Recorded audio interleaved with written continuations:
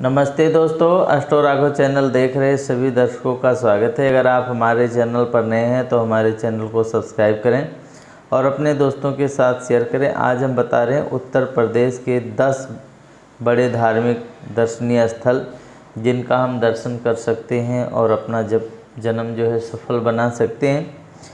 तो ज़्यादातर जो मंदिर हैं वो जो है उत्तर प्रदेश में है, उत्तरांचल में है, उत्तराखंड में है और हिमालय पर जो है भोलेनाथ जी विराजमान हैं। हिमाचल प्रदेश में जो है देवियों के काफ़ी मंदिर हैं जिनका दर्शन कर सकते हैं। तो आज हम बात कर रहे हैं उत्तर प्रदेश के 10 बड़े धार्मिक दर्शनीय स्थल। भारतीय राज्य जो है उत्तर प्रदेश की स्थापना ब्रिटिश शासक के दौरान 1 अप्रैल 1937 को हुई थी और तब संयुक्त प्रांत आगरा और अवध को मिलाकर तब इसे यूनाइटेड प्रोविंसेस कहा जाता था, जो कि 1950 में बदल करके इसका नाम उत्तर प्रदेश रखा गया। उत्तर प्रदेश पहले भारत का सबसे बड़ा राज्य हुआ करता था, परंतु अब जो है उत्तराखंड के अलग होने से अब राजस्थान को सबसे बड़ा जो है राज्य माना जाता है। उत्तर प्रदेश और उत्तराखंड में हिंदुओं के लगभग सभी धार्मिक तीर्थ और स्थल जो है बसते हैं। तो आओ जानते हैं आज 10 बड़े धार्मिक स्थल कौन से हैं। और सबसे पहला नंबर है काशी विश्वनाथ, बम बम भोलेनाथ का। विश्व के सबसे प्राचीन प्रसिद्ध नगरी काशी में 12 ज्योतिर्लिंग में बाबा विश्वनाथ का ज्योतिर्लिंग है और पुरी में जगन्नाथ हैं तो काशी में विश्वनाथ जी हैं। काशी को बनारस और वाराणसी भी कहते हैं। और शिव और काल भैरव की यह नगरी जो है अद्भुत है, बहुत ही। कहते हैं कि ये तो धरती में है ही नहीं शिव नगरी काशी। काशी जो है इतना पुण्य देने वाला है जिसे सप्तपुरियों में शामिल किया गया है। नदी, वरुण और असी के मध्य में बसे होने के कारण इसका नाम वाराणसी पड़ा है। आप लोग जो है ध्यान दे करके सुन लीजिए। 2 नदियों के बीच में है काशी, वरुणा नदी है और असी नदी है। इसी में के बीच में बसा हुआ है, इसी को वाराणसी नाम इसका पड़ा है। गंगा के किनारा देखने लायक यहाँ पर बहुत कुछ है। मथुरा के किनारे बसी है भगवान श्री कृष्ण की जन्मभूमि मथुरा। आसपास के गोकुल, वृंदावन, गोवर्धन, बरसाना जाओ तो श्री राधे राधे राधे राधे बहुत ही आनंद की अनुभूति होती है अगर आप वहाँ पर पहुँचें। श्री कृष्ण के जीवन की लीलाओं का स्थल है। भारत के 7 प्राचीन नगरियाँ हैं और सारी जो है मुक्त करने वाली हैं। अयोध्या, मथुरा, हरिद्वार, काशी, कांची, अवंतिका और द्वारिका। एक है मथुरा। पौराणिक साहित्य में मथुरा को अनेक नामों से संबोधित किया जाता है, जैसे इसको सूर्यसेन नगरी भी कहा जाता है, मधुपुरी भी कहा जाता है, मधुनगरी भी कहा जाता है और मधुरा भी कहा जाता है। हरिवंश और विष्णु पुराण के अंतर्गत मथुरा के विलास वैभव का वर्णन मिलता है कि मथुरा के आसपास जो है 12 जंगल हैं, हजारों मंदिर हैं। प्रयागराज है, इलाहाबाद जिसे पहले कहते थे, गंगा के किनारे स्थित है। सभी तीर्थों में श्रेष्ठ है प्रयागराज। तो यहाँ पर जो है गंगा, जमुना, सरस्वती का मिलन होता है। अब आपको जानकारी के लिए बता दें कि आज तो 2 ही नदियाँ वहाँ पर दिखाई देती हैं। गंगा और जमुना का मिलन दिखाई देता है। सरस्वती माता जो है धीरे धीरे ज़मीन में अदृश्य हो गई हैं, नीचे होकर के वहीं पर बह रही हैं। त्रिवेणी के इसी स्थान पर कुंभ का आयोजन होता है, क्योंकि यहाँ पर अमृत की बूंदें गिरी थी तो यहाँ पर हजारों वर्ष से जो विद्यमान अक्षय वट है यहाँ पर है। आप जाइए तो दर्शन कीजिएगा। सभी संत के यहीं पर मठ हैं, आश्रम है। यहाँ पर प्रजापति ब्रह्मा जी ने जो है दशाश्वमेध यज्ञ यहीं पर किया था। प्रयागराज से सारे तीर्थ उत्पन्न हुए हैं। प्रयागराज में सैकड़ों धार्मिक स्थल हैं। अयोध्यापुरी को तो आप जानते हैं, सरयू के किनारे जो है बसा हुआ है। सप्तपुरियों में से एक अयोध्या भारत की सबसे प्राचीन नगरी है, जहाँ प्रभु श्री राम जी का जन्म हुआ था। और अब मंदिर भी बन रहा है जो 3 साल तक बन जाएगा। और आप लोग एक बार जा कर के श्री राम जी के दर्शन कीजिए। और वहाँ पर जो है बहुत बड़ा आयोजन होता है परिक्रमा का। हजारों मंदिर हैं वहाँ। तो 5 कोसी परिक्रमा और 14 कोसी परिक्रमा जो है कार्तिक के महीने में वहाँ होता है। प्राचीन काल में अयोध्या को कौशल क्षेत्र में एक विशेष क्षेत्र की अवध की राजधानी थी और इसीलिए इसको अवधपुरी भी कहा जाता है। कहते हैं अवधपुरी मम पुरी सुहावन, उत्तर दिश सरयू बह पावन।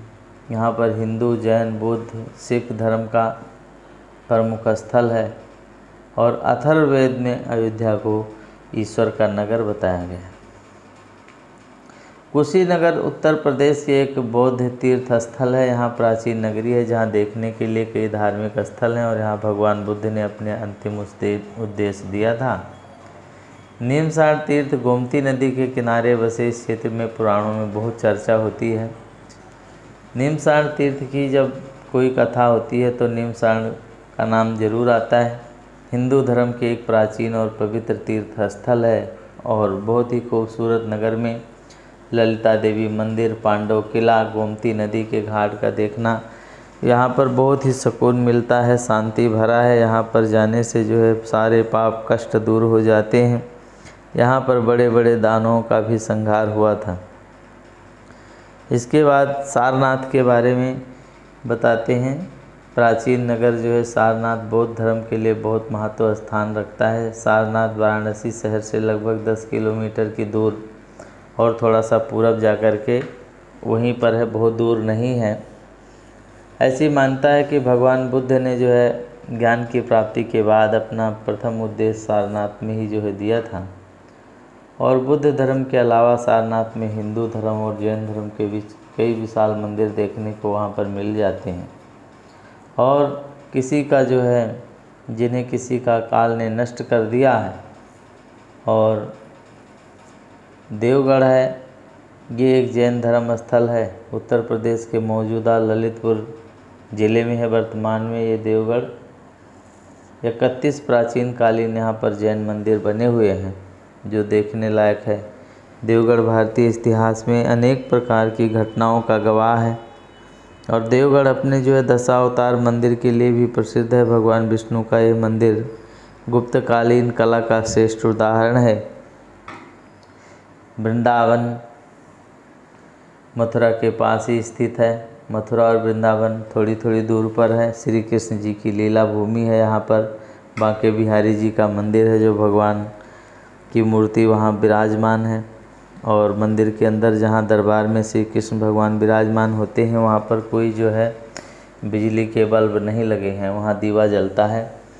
और भगवान ही काले काले हैं और अंधेरा रहता है, उसमें कम ही दिखाई देता है। भगवान के दर्शन बड़े मुश्किल से होते हैं।